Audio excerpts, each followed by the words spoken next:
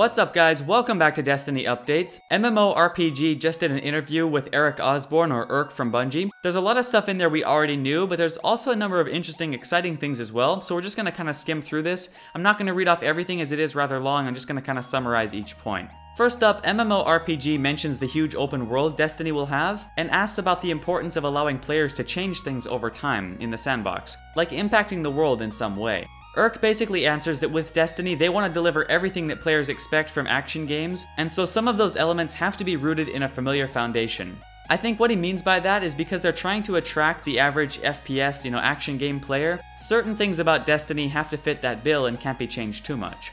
Anyways, he goes on to say that they'll deliver a wonderful cinematic story with a memorable cast of characters for players who love a great narrative to immerse themselves in. And then says, but it'll be woven into a large living world with destinations worthy of exploration that can grow and change over time. Then he says that we can add to Destiny's dynamic nature with content like ongoing story chapters, but we can and will also focus on activities in much the same way we always had in Halo's competitive multiplayer. The big difference, of course, is that we can deliver that promise for every type of player, no matter what mood they're in. Extending that sense of newness across the story, cooperative and competitive multiplayer, character progression, customization, and rewards, and even the world itself. Now that whole thing there kind of confuses me. I'm not really sure what he was trying to say. I guess basically the idea that everything will feel new and fresh all the time, even story modes and cooperative and all that sort of thing. But personally, I don't want my cooperative story experience to feel like Halo's competitive multiplayer. That's not what I play those kind of games for.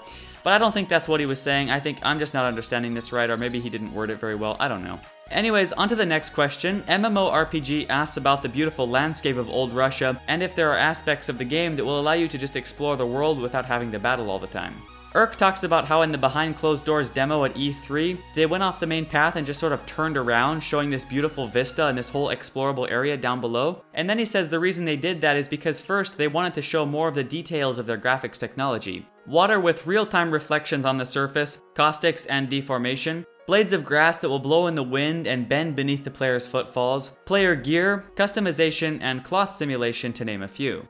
Second, because we wanted to demonstrate a very important principle of our world-building approach. We want the destinations in Destiny to feel like places you visit. As the intensity of the action ebbs and flows, and it will, we want them to draw players in with mysteries to solve, and rewards to earn for exploration and inquisitiveness. That reward might be a treasure chest, a spectacular vista, or a small piece of deep story told through the environment. Now that sounds really cool to me. I like the idea of just walking through the world doing some other mission and then finding something interesting and going to explore it and the next minute getting some awesome reward for doing that. I really love that sort of exploration aspect and I think that's great. Next, MMORPG asks about third-person view, which was already confirmed to be in Destiny in the social areas. That was quite a while back though, and a lot of people may not have seen it, so let's go over what he says here. Urk answers, the majority of combat happens in first person. Destiny is a great first person shooter, but we are certainly talking a lot about the things that sing for us in the RPG genre, like character creation and personalization. We believe players are really going to enjoy the deep customization offered in Destiny, so we want to provide a lot of opportunities for people to see and show off their builds. In the demo, that happened primarily when players use some of the more powerful abilities, like the Warlock's Nova Bomb, which breaks the camera out for a dramatic third person view. We're also building fully third-person social spaces like the Tower that we haven't dug too deeply into just yet. Places for commerce and camaraderie that provides players the perfect opportunity to put on their finest armor and gear and strut. So again, that's kind of old news, but I figured I should reiterate it for all the new subscribers. Destiny does have a third-person view in social areas such as a tower, and I'm guessing inside the city as well, although we don't know exactly yet.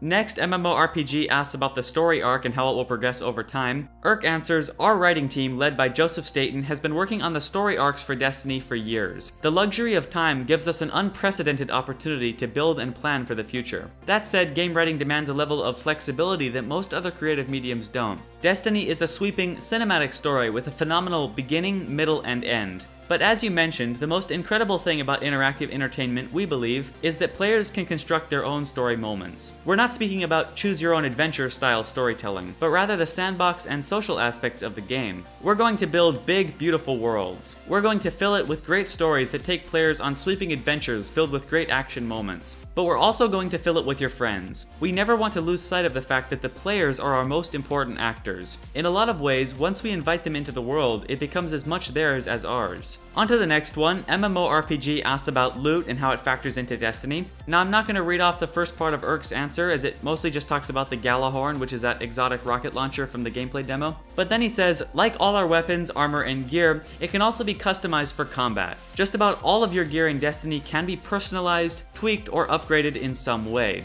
We want to give players the opportunity to tailor their weapons and gear to their style of play, and provide them with storytelling channels that speak volumes about what kind of persona they want to put out there to other players in the world. So when someone finally walks out of a raid alive and drops into competitive multiplayer with their spoils, other savvy players will instantly recognize the accomplishment.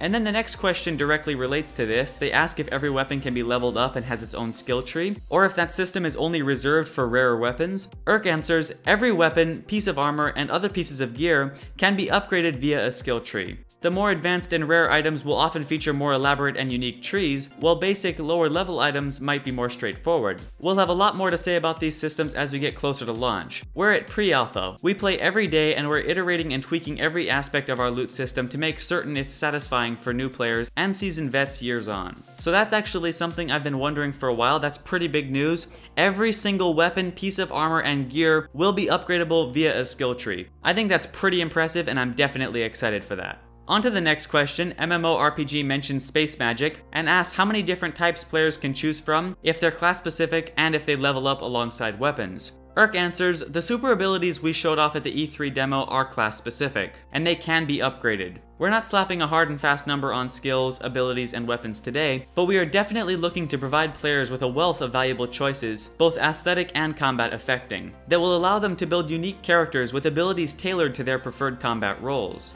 So the first thing I caught in there is that he said the super abilities that they showed off at E3. That doesn't necessarily mean every special ability. So I would imagine there will be some general abilities that can be done by all classes, and then the more specific super abilities that can only be done by their appropriate class. Then the other thing, of course, is that we now know that our space magic abilities are upgradable, which is definitely pretty cool. On to the final question for this interview. MMORPG asks about fire teams and public events, how they work and all that. Now again, the first paragraph of Urk's answer is stuff we already found out back at E3, no new information there. But then towards the end of the second paragraph, while talking about the public event system, he says, there's no loading or lobbies when you're in these areas. These events just happen automatically on the fly. Our goal is to make all the technology driving the experiences in the public space disappear. It's something we've worked hard to develop, and we're really excited to let players experience it for themselves.